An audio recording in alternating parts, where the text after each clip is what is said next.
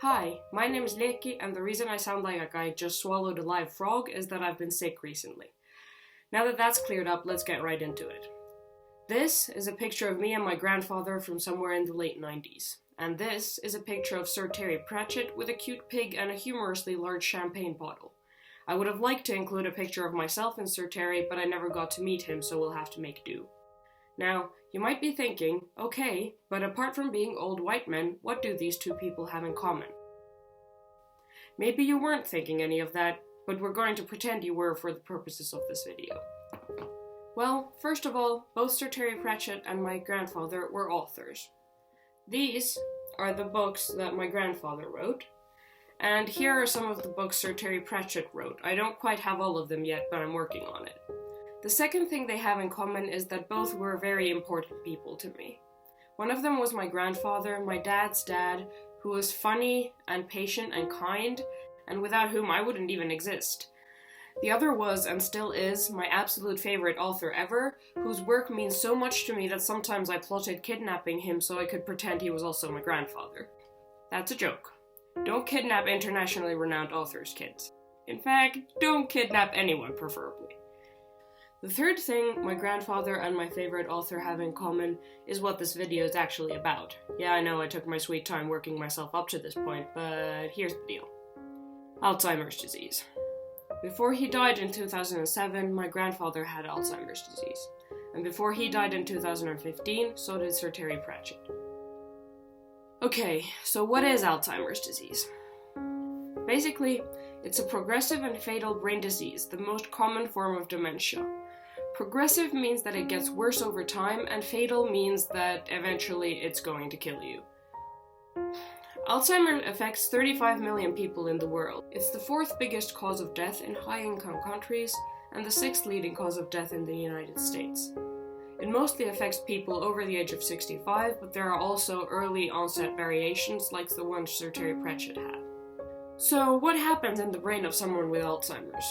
Well, according to the Cure Alzheimer's Fund website, the classic signs of Alzheimer's disease are amyloid plaques, neurofibrillary tangles, and inflammation. In recent years, with the help of research sponsored by Cure Alzheimer's Fund, a scientific consensus has started to emerge about how Alzheimer's disease originates and develops in a vicious cycle of A-beta peptide accumulation, nerve cell death, and inflammation, followed by even more nerve cell death. Genetic and environmental factors can trigger A-beta accumulation, tau tangle formation, and inflammation. Once one part of the pathology is in place, it then acts as a trigger for the other parts. For example, A-beta accumulation can lead to increased inflammation and vice versa. This vicious cycle continues, causing more and more damage and nerve cell death. Eventually, this damage becomes so severe that the patient begins to experience a loss in cognitive function. If you, like me, understood very little of that, don't worry. Basically, this is your brain, and this is your brain on Alzheimer's. It slowly makes your brain go away, which I at least think is just about the most terrifying and awful thing that could happen to a person. The first stages of Alzheimer's disease include the shrinking of your vocabulary and short-term memory loss, kind of like Dory in Finding Nemo, except not cute or funny. You can't remember where you put your keys or what someone said to you literally minutes ago, because your brain loses its ability to create new short-term memories, and it only gets worse. In the middle stages, you have trouble with complex motor skills, and you start to lose your reading and writing skills. Then comes the very worst part. You start to lose your long-term memories, and you start to change as a person. Your behavior changes, your personality changes, you can become angry and aggressive, or passive and apathetic, and you have literally no control over any of this. In the final stages of Alzheimer's, your language capabilities are very reduced, you have severe memory loss and little mobility, and your personality can be totally unrecognizable to people who you used to know but now can't even remember. You're completely reliant on caregivers. Alzheimer's is common. It could already be affecting one of your grandparents. It could affect your parents, and someday it could affect you. Because my grandfather had it, my dad, my brother, and I all have an increased risk to get Alzheimer's, and frankly, that scares me more than pretty much anything else in the world. Because I can't fight world suck if I can't use my brain. Having to watch your loved one slowly disappear, or having to experience losing yourself, your thoughts and memories, and even your personality, to me that's worse than death, which is probably why Sir Terry Pratchett was such an active advocate for assisted death. So now you're thinking, holy bananas, that is a really, really messed up thing to happen to so many people. Something has to be done. If you weren't thinking that, think it now because you probably should be thinking that. The thing is, currently there isn't much that doctors can do for people with Alzheimer's. It can't be cured, it can't be stopped, and it can't even be slowed down. The medications that currently exist for Alzheimer's patients attempt to ease the symptoms, but they only work for a limited period of time and only for a limited number of people. However, there is something we can do.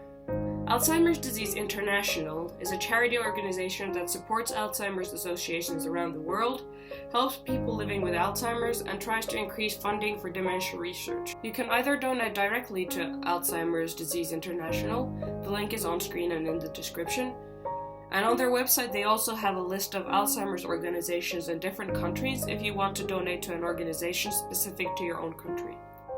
There are also wonderful doctors and scientists all over the world who are working very hard to find a cure for Alzheimer's disease, and they need money to do that.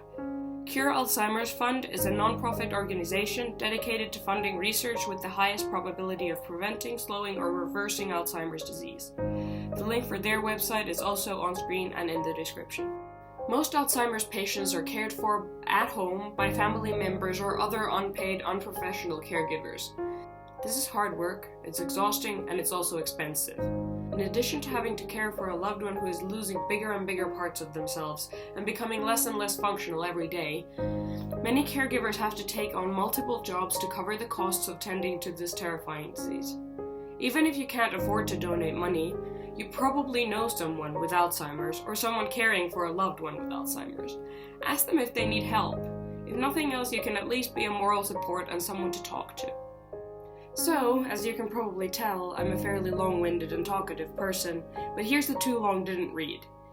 If you're able, please donate to help people currently dealing with Alzheimer's, and to help doctors, scientists, and researchers around the world find a cure for this terrible disease.